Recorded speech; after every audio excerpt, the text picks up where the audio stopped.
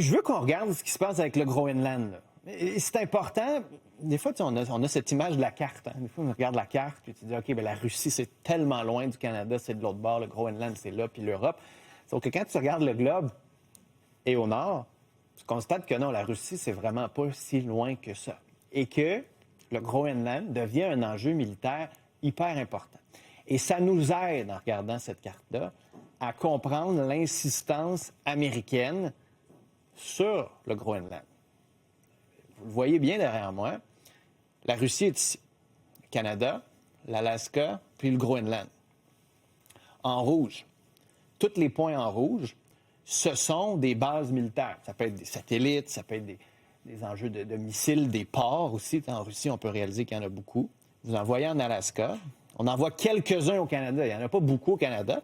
Ça reste qu'il y en a certains, comme le SFC Alert. C'est la base militaire la plus au nord. Enjeu de télécommunications important, de surveillance. Vous avez une base au Groenland américaine. C'est pas comme si les Américains n'étaient pas du tout au Groenland. En même temps, il y en avait beaucoup plus pendant la guerre froide. Puis c'était pas une importance après la guerre froide, qu'on a décidé de s'en sortir, de ne plus d'avoir grande base là-dessus, sauf que celle qui est là, elle est hyper importante. C'est un site du NORAD, donc la défense nord-américaine, anti-missile. S'il devait y avoir un missile lancé de la Russie, tu as un centre d'interception sur le Groenland. Sauf que si tu devais avoir une opération militaire plus importante, le Groenland est pas mal tout nu. Tu sais, je regardais un documentaire du Wall Street Journal tantôt. Il y a une des bases au Groenland, c'est un territoire du Royaume du Danemark. Il y a 3 personnes puis 3 chiens. Puis ils essaient de se promener dans ce territoire-là et dans cette base-là, de la surveiller avec le peu d'équipement possible. Tu es au milieu d'un désert de glace. Sauf qu'en même temps, ça va devenir une base importante s'il devait y avoir action contre la Russie pour l'OTAN, notamment pour se réapprovisionner. Donc, vous comprenez l'aspect militaire.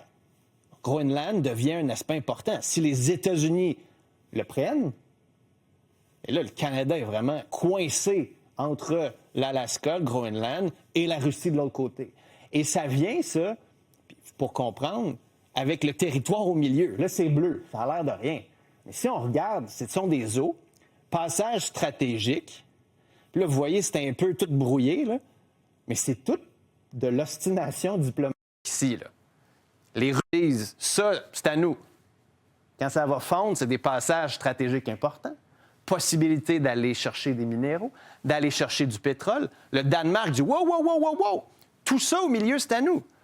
Donc, qui contrôle le Danemark peut revendiquer aussi cet aspect-là sur les eaux internationales. Le Canada revendique une partie de ça aussi. Vous voyez, dans le milieu, là, on est à peu près 3 à dire que ça nous appartient. Puis les États-Unis, grâce à l'Alaska, disent ça nous appartient. Mais dites-vous que dans ces eaux, si les États-Unis devaient prendre le Groenland, auraient un meilleur contrôle sur cette région-là. Et donc, ça explique en partie, juste au bien de carte, pourquoi M. Trump a cette obsession pour le Groenland. Qu'est-ce que ça veut dire pour nous? C'est pas beaucoup, là, le Groenland. Est-ce qu'on envoie des soldats?